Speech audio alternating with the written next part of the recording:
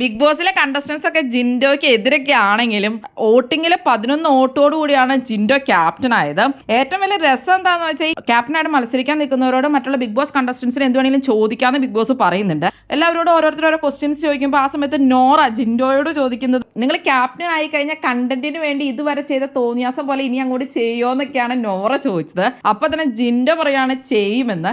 അപ്പൊ എല്ലാവരും ശരിക്കും പറഞ്ഞാൽ അവിടെ ഇരുന്ന കണ്ടസ്റ്റൻസ് ചോദിച്ചാനൊക്കെ നല്ല രീതിയിൽ ഞങ്ങൾ അങ്ങനെയാണ് ചെയ്യുള്ളൂ, ഇങ്ങനെ ചെയ്യും, എല്ലാവരെയും നല്ല രീതിയിലൊക്കെ പറഞ്ഞു. പക്ഷെ പുള്ളി ഓൾറെഡി നെഗറ്റീവായിട്ട് തന്നെയാണ് പറഞ്ഞത്, ആ തോന്നിയാസമൊക്കെ ചെയ്യും എന്ന് പറഞ്ഞിട്ട് അതിന് ശേഷമാണ് വോട്ടിംഗ് ഒക്കെ നടന്നത്. എന്നിട്ടും ഈ 12 പേരും പുള്ളിക്ക് തന്നെ വോട്ട് ചെയ്തു. ഇന്നലെ ടണൽ ടീം ജയിക്കാൻ വേണ്ടി പെട്ടെന്നൊരു ഗെയിം ചേഞ്ച് പുള്ളി അവിടെ നടത്തിയിട്ടുണ്ടായിരുന്നു. പവർ ടീമിലേക്ക് അവരുടെ ഫുൾ ഗ്രൂപ്പ് പോയി കഴിഞ്ഞപ്പോൾ പുള്ളി ടണൽ ടീമിനെ ജയിപ്പിക്കാൻ വേണ്ടിയാണ് നോക്കിയത്.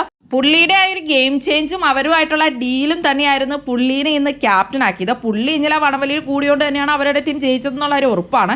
പുള്ളി ഇപ്പുറത്തെ സൈഡിലായിരുന്നെങ്കിൽ എന്തായാലും മറ്റവർ ജയിച്ചേനെ. അപ്പോൾ അതുകൊണ്ട് തന്നെ ആ ഒരു ഡീല് അവരെല്ലാവരും കീപ്പ് ചെയ്തു എന്ന് പറയാം. അങ്ങനെയാണ് ഇന്ന് ജിൻഡോ ക്യാപ്റ്റനും ആയത്. ഏറ്റവും കൂടുതൽ വോട്ട് അവരുടെ ടീമിൽ നിന്ന് ഫുള്ളായിട്ട് തന്നെ പുള്ളിക്കാരന് കിട്ടിയിട്ടുണ്ടായിരുന്നു. തോന്നിയാസം ചെയ്യുമെന്നും പറഞ്ഞിട്ടും അതുപോലെ തന്നെ ഇതിന് മുമ്പൊക്കെ പവർ ടീമിലൊക്കെ വന്നപ്പോൾ പുള്ളി ഭയങ്കര പവർ കാണിക്കലൊക്കെ ആയിരുന്നു.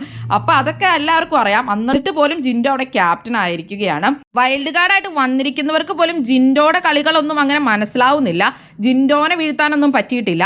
ജിൻഡോയ്ക്ക് പക്ഷെ അവരെയൊക്കെ നന്നായിട്ട് തന്നെ മനസ്സിലായിട്ടുണ്ട്. ഇന്ന് പറയുന്നുണ്ടായിരുന്നു, സായിയൊക്കെ എൻ്റെ കൂടെ കൂടിയേക്കണതൊക്കെ എനിക്ക് മനസ്സിലാകുന്നുണ്ടെന്നൊക്കെ അങ്ങനെ നന്ദനയോട് പറയുന്നുണ്ടായിരുന്നു. അങ്ങനെ എല്ലാ കളികളും ജിൻഡോയ്ക്ക് നന്നായിട്ട് അറിയാം. എന്താണ് നിങ്ങൾക്ക് ജിൻഡോയിനെ പറ്റിയുള്ള അഭിപ്രായം? എന്തായാലും നിങ്ങളുടെ അഭിപ്രായങ്ങൾ കമന്റ് ബോക്സിൽ കമന്റ് ചെയ്യണേ.